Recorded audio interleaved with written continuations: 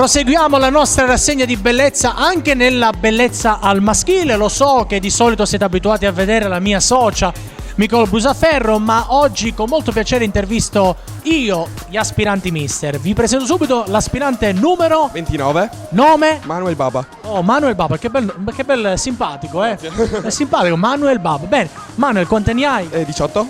Sei molto giovane, cosa fai nella vita? Studio all'Istituto Tecnico Max Fabiani. Basta. Cioè. Studi per modo di dire o studi davvero? No, per modo di dire. Perché la faccia di uno simpatico. Tra l'altro tu sei venuto con a seguito tantissimi amici che ti sostengono. Speriamo. Senti, però al di là di questo, come mai l'idea di iscriverti a Mister Topolini? Cosa ti aspetti? Principalmente mi sono iscritto per il costume, per i mesi gratuiti di palestra. Poi se c'è un futuro ancora meglio. Boh, comunque speriamo bene, dai. Quindi ti sei iscritto per mostrare le tue doti fisiche, mi pare di capire.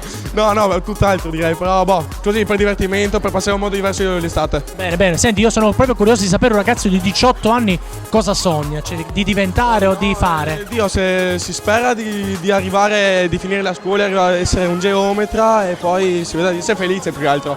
Bravo, bello, hai detto una cosa bellissima, bravo. In bocca al lupo, ben arrivato a Mister Topolini. Anche per te adesso, Manuel, la possibilità di salutare e dire quello che vuoi. Ma saluto i miei amici, saluto a casa e Bocca al lupo. grazie mille, crepi.